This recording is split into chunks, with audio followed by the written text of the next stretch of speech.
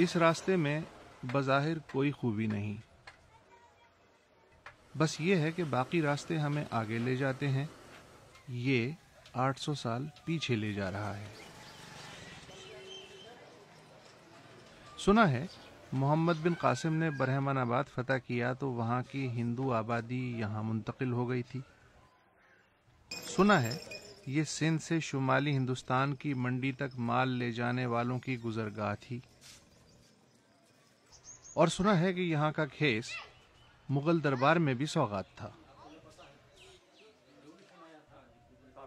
اس اجڑے ہوئے کارخانے کو دیکھ کے کون کہے گا کہ 30 برس پہلے تک یہاں بیسیوں کھڈیوں پہ سینکڑوں کاریگر صدیوں سے سوتی اور ریشمی کھیس، لنگیاں، سوسی، پنج پٹو اور موٹھڑا بنا رہے تھے۔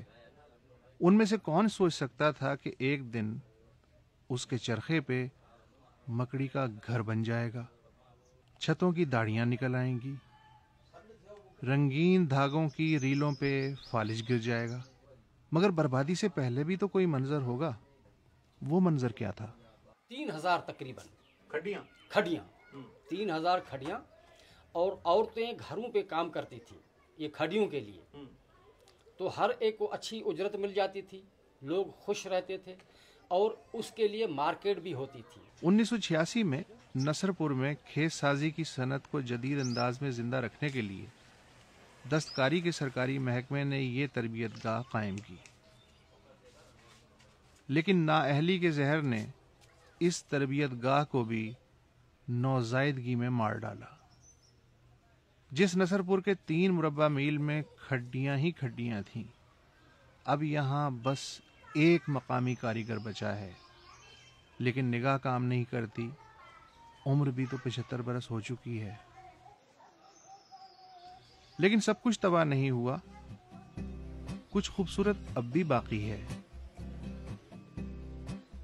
کہتے ہیں کاشی گری کا فن 800 برس پہلے ایران سے نصر پور آیا۔ ہم جس کارخانے میں ہیں اس کے مالک 400 برس سے کاشی گری میں گم ہیں۔ سندھ میں تو آپ کو ہر درگاہ پہ جو ہمارے درگاہیں ہیں، جیسے بزرگوں کی مزاریں ہیں، جیسے کلندر لال شہباز کی ہے، شاہ عبداللطیف بھٹائی کی ہے، سچل سرمست کی ہے، آلہ شہر میں ہے، مختوم سرور نوح کی ہے، ٹھٹا میں شاہجہان مسجد ہے، اور مکلی کی جو بھی ہیں مطلب مزاریں، وہاں پر آپ ہمارا فنکاری جو ہے آپ کو وہاں نظر آئے گی۔ اس میں سب سے زیادہ جو پیچیدہ ڈیزائن ہیں وہ ٹھٹے میں ہیں، تو وہ جو ہے ڈیزائن وہ کو اور بنا ہی نہیں سکتا، وہ اتنی مطلب ہیں باریک ہیں کہ ہمارے جو نئے کاریگر بھی ہوتے ہیں وہ بھی مطلب سوچ سوچ کر بناتے ہیں۔ دیکھیے عام سی دریائی مٹی کتنے ہاتھوں اور کیسی گرم بھٹیوں سے گزر کے ایک فن پارہ بنتی ہے، اور کم از کم 80 برس تک نگاہوں کو دمکاتی رہتی ہے۔ مگر وہ جو کہتے ہیں کہ زندگی فری لنچ نہیں ہوتی، نصر پور کے سیدھے سادے کاشی گروں کو بھی قبضہ مافیا کے بھتہ خوروں کا سامنا ہے۔ دریا بہتا تھا 200 سال پہلے نصر پور سے، وہاں کا کنارہ لگ گیا، جام شروع چلا گیا، ادھر بیٹ ہے، ادھر سے لیتے ہیں۔ اس کے اوپر بھی تھوڑا پھڈا ہو رہا ہے مٹی کے اوپر، 400 ایکڑ جو 4 ایکڑ مٹی ہے 200 سال سے، کچھ لوگ آئے ہیں آ کے اس کے اوپر مسئلہ کر کے بیٹھے ہیں، قبضہ کر لیا۔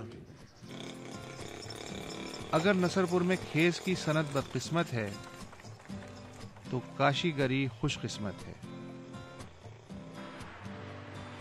اس خوش قسمتی میں نصر پور کے ceramic training and production centre کا بہت ہاتھ ہے، اور اب یہ سینٹر ایک ایسے نوجوان ڈائریکٹر کے ہاتھ میں ہے جو کوئی اکتایا ہوا بیوروکریٹ نہیں، بلکہ ایسا فنکار ہے جو نصر پور سے لندن کے princess school of traditional arts میں پہنچا، اور پھر اسپین، مراکش اور ایران سے جدید کاشی گری کا خزانہ لوٹ کے گھر لوٹا۔ کسی بھی فیلڈ میں، اسپیشلی ہماری ایسی فیلڈوں میں 3 فیکٹر ہوتے ہیں ایک ہوتا ہے کرافٹ کا فیکٹر ہوتا ہے، ایک ہوتا ہے انڈسٹری کا فیکٹر ہوتا ہے، ایک ہوتا ہے آرٹ انسٹیٹیوشنس کا. انفارچونیٹلی ہمارے پاکستان میں یہ تینوں فیکٹر الگ الگ کام کر رہے ہیں. کرافٹس مین گاؤں میں الگ سے کام کر رہا ہے، آرٹ انسٹیٹیوٹس ہیں جیسے این سی ہو گیا، انڈس ویلی ہو گیا، اور بڑے بڑے انسٹیٹیوٹس ہیں وہ لوگ اپنی طرف سے کام کر رہے ہیں. ٹھیک ہے، ایگزیکٹلی. اور جو انڈسٹری ہے، جو سیرامکس کی بہت بڑی پاکستان میں انڈسٹری ہے، وہ ان کے انجینئرس بہترین انجینئرس ہیں، وہ کمرشلائز کر رہے ہیں. اگر یہ تینوں ایک دوسرے کو سپورٹ کریں دین we can go towards innovation. فرض کریں نصر پور سے کل صبح کاشی کا فن بھی اڑ جائے تو کیا ہوگا؟ پھر بھی 19ویں صدی کا ایک شاعر اور کافی کی صنف کا بادشاہ مصری شاہ نصر پور کو زندہ رکھے گا.